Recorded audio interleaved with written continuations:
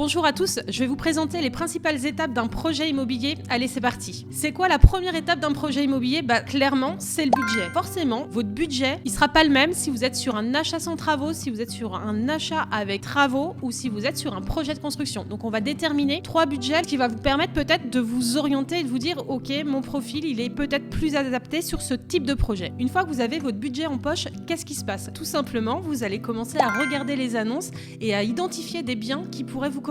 Ensuite, vous avez trouvé le bien qui vous correspond. Vous allez faire une offre d'achat, une proposition. Vous allez peut-être vous positionner sur un prix inférieur au prix annoncé. Vous allez faire une négociation sur le bien. Si cette offre est acceptée, vous allez ensuite signer un compromis d'achat. Le compromis, soit il y a un intermédiaire qui est une agence immobilière et c'est elle qui va rédiger le compromis, soit le compromis va être rédigé directement par le notaire. Les points clés d'un compromis, donc on va avoir déjà la désignation du bien, mais on va aussi avoir des conditions suspensives, notamment la condition suspensive d'obtention du prêt. Ça veut dire que vous avez un délai pour obtenir votre prêt immobilier. En règle générale, on est sur un délai de 2 mois pour obtenir son prêt immobilier. Attention, si vous faites un achat avec de gros travaux, on a du mal à respecter ces délais tout simplement parce que pendant ces 2 mois, il faut avoir eu le temps de chiffrer les travaux et de déposer le dossier de financement. La plupart du temps, sur les projets qu'on accompagne, nous, sur un dossier d'achat avec travaux, on va demander une condition suspensive d'obtention de prêt de 3 mois pour vous laisser le temps de bien étudier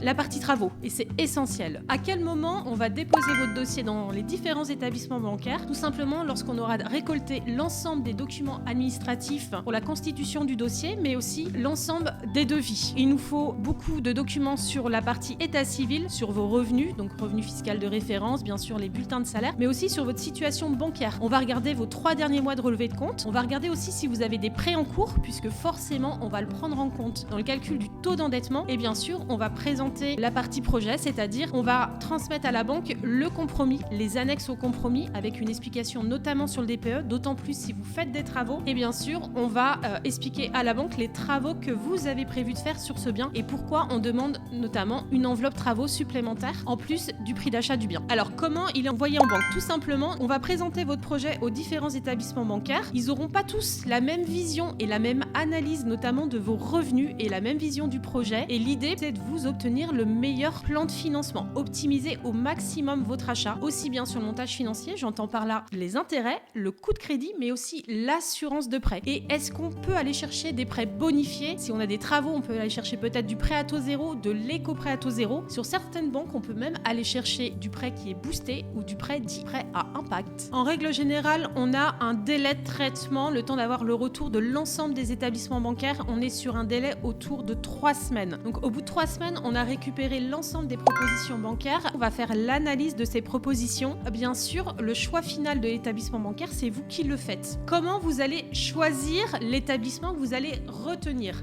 Tout simplement, on va regarder par rapport aux critères qui pour vous sont importants. Je pense notamment à la modulation du prêt. Est-ce qu'on a réussi à négocier sur certains établissements bancaires ce qu'on appelle les IRA, les indemnités de remboursement anticipées? Pour certains clients, c'est important parce qu'ils savent qu'ils font un achat peut-être pour une durée de 5 ans, 7 ans. Donc c'est important de prendre en compte cette absence d'IRA. Bien sûr, on va vous expliquer aussi votre couverture d'assurance. Vous allez voir qu'elle va être différente en fonction des établissements bancaires. On va aussi regarder le type de garantie qu'a pris l'établissement bancaire sur votre dossier. On va regarder bien sûr les frais de dossier qui sont pris par l'établissement bancaire, mais aussi les contreparties qui vous sont demandées par l'établissement. Il faut vous dire qu'un établissement bancaire qui vous suit sur un projet immobilier, elle attend des contreparties. Les principales contreparties, ça va être la domiciliation de vos salaires, le transfert de votre épargne disponible. Elle va aussi demander à assurer le bien qu'elle finance. Le taux, c'est important, mais j'insiste, il faut regarder le coût total de crédit. On peut avoir des établissements bancaires qui nous font un très bon taux, mais si on regarde le coût total de crédit, c'est pas forcément les mieux placés, tout simplement parce que leur assurance de prêt, elle peut être plus chère ou simplement elle est calculée sur le capital restant dû. Ça veut dire qu'au début, vous payez une assurance plus élevée, vous amortissez moins votre prêt et il faut toujours se dire si je vends à 7 ans, dans ce cas-là, c'est pas avantageux pour moi, même si c'est la banque qui avait le meilleur taux. Si je vends à 7 ans, c'était pas l'établissement que j'aurais dû choisir. Lorsque je vais devoir rembourser mon prêt, mon capital à rembourser sera plus important que si j'étais sur une assurance, sur un capital initial et je rembourse toujours le même montant d'assurance mensuel. Donc forcément, vous aurez amorti beaucoup plus vite votre prêt. Donc tout ça, c'est des éléments qu'il faut prendre en compte, mais qu'il faut prendre en compte aussi par rapport à votre profil et votre projet de vie. Il est sur quelle durée? Alors, une fois que vous avez choisi votre banque, comment ça se passe? Tout simplement, on va avoir le rendez-vous à la la banque. Lors de ce rendez-vous, vous allez signer votre demande de prêt. Concrètement, on reprend tout ce qui a été négocié avec la banque que vous avez pu voir à travers la simulation bancaire qu'on vous a présentée. Dans la demande de prêt, on va retrouver donc vos revenus, le plan de financement, la durée souhaitée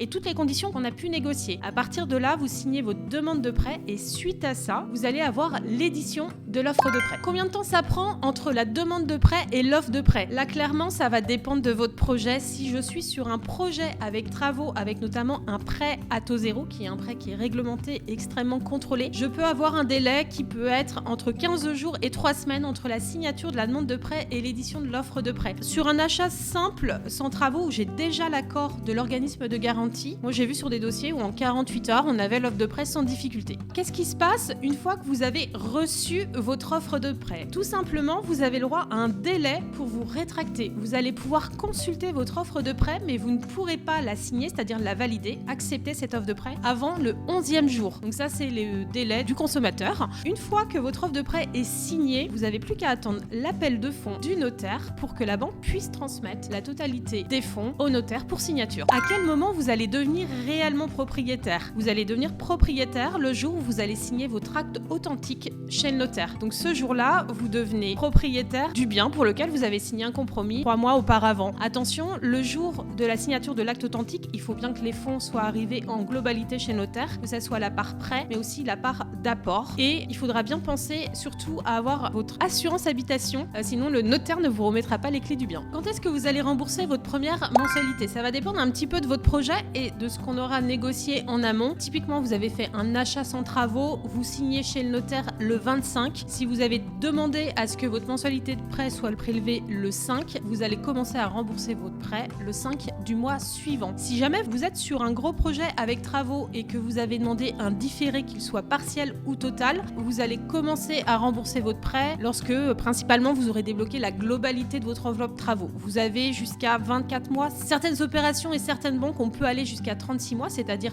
3 ans. Et sur certains établissements bancaires, on peut déterminer à l'avance la durée de ce différé. Et voilà, je vous ai présenté les différentes étapes d'un projet immobilier. N'hésitez pas à enregistrer la vidéo si elle vous a plu et éventuellement à la partager. Si vous avez besoin, moi je suis Sabrina, je suis la courtière de l'équipe Achat Réno. On accompagne les acquéreurs de biens avec ou sans travaux, donc à l'échelle nationale. Vous pouvez prendre rendez-vous directement sur notre site à travers un formulaire de contact. L'idée, c'est qu'on puisse faire un premier rendez-vous de conseil avec vous qui va durer à peu près 45 minutes. On va vous partager notre expérience, on va vous coacher sur votre projet, que vous soyez en début ou sur une phase de signature de compromis. N'hésitez pas, je pense qu'on peut vous apporter beaucoup. On peut faire les rendez-vous en visio. Un client? Ouais.